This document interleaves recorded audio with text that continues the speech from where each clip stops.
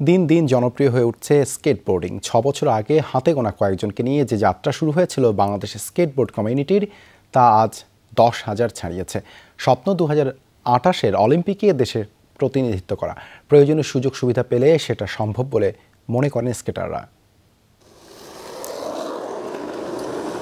অনেকটা মুক্ত পাখির মতো অনুভূতি।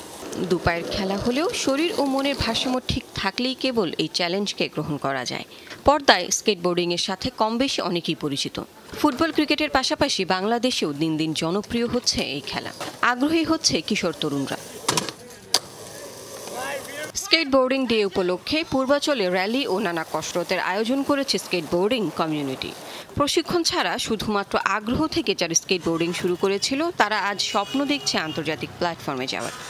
যদিও শুরুটা সহজ ছিল না। ৬ বছর আগে বাংলাদেশ স্কেটবোর্ডিং কমিউনিটি প্রতিষ্ঠিত হয়। শুরুতে তেমন সাড়া না পেলেও এখন স্কেটারদের সংখ্যা প্রায় ১০,০০০। চ্যালেঞ্জিং ছিল অনেক বেশি। দেখতে মনে হচ্ছিল যে এটা করা খুব ইম্পসিবল, বাট অ্যাকচুয়ালি করতে একটু হার্ড, বাট লাইক ট্রাই করলে অনেক বেশি ভালো পারা যায়। আমি প্রথমে ভাবতাম স্কেটবোর্ডিং ওইটার মধ্যে অত কোনো ইউজ নেই, ওইটা ওয়েস্ট অফ টাইম। বাট যখন আমি দেখলাম একটা কিনে, দেখছি ওইটা অনেক ফান আছে, সাইক্লিংয়ের মতোই। পরে আস্তে আস্তে আমি ট্রিক শিখলাম। চেষ্টা করছি আমি যখন বড় হব তখন অলিম্পিক্সে গিয়ে প্রফেশনাল স্কেটার হওয়া, এটা আমার ইচ্ছা আছে। আমার নিজের কাছে অনেক খুশি লাগে, মনে হয় আমি আকাশে উঠতেছি। অনেকের মনেই প্রশ্ন, স্কেটবোর্ডিংয়ে ক্যারিয়ার কোথায়? কিন্তু আন্তর্জাতিক অঙ্গনে রয়েছে এর গ্রহণযোগ্যতা। অলিম্পিকে আছে বিশেষ ইভেন্ট। ২০২৮-এর অলিম্পিকে অংশগ্রহণ করে দেশকে তুলে ধরার স্বপ্ন প্রায় প্রতিটা স্কেটারের হৃদয়ে।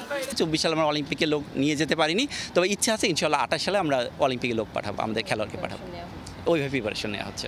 গাজীপুর ইন্টারন্যাশনাল পার্ক আছে, বর্ণিতে পার্ক আছে, ফেডারেশনে আমাদের ইনস্ট্রুমেন্ট ফেডারেশন থেকে দেওয়া হয়েছে। সো আমাদের এখন সব ধরনের সুবিধা আছে। সো আমরা এখন জাস্ট এটাকে কীভাবে গ্রোথটা বাড়াবো ওইটার উপর ফোকাস করতেছি। দেন আমরা অলিম্পিকে যাওয়ার ইচ্ছা, আমাদের দেশের নাম ওখানে নেওয়ার ইচ্ছা আছে। এনভায়রনমেন্টটা আরও ডেভেলপ হয়, তখন যেটা হবে যে বাহিরের অন্যান্য কোম্পানিগুলো আমাদের দেশে আসবে। ওরা হচ্ছে এই দেশি স্কেটবোর্ডিংয়ে ইনফ্রাস্ট্রাকচারটার উপর হচ্ছে ইনভেস্ট করবে। আর যখন স্কেটাররা ভালো করবে তখন ওরাও হচ্ছে ইন্টারন্যাশনাল লেভেলে হচ্ছে স্পন্সর পাবে।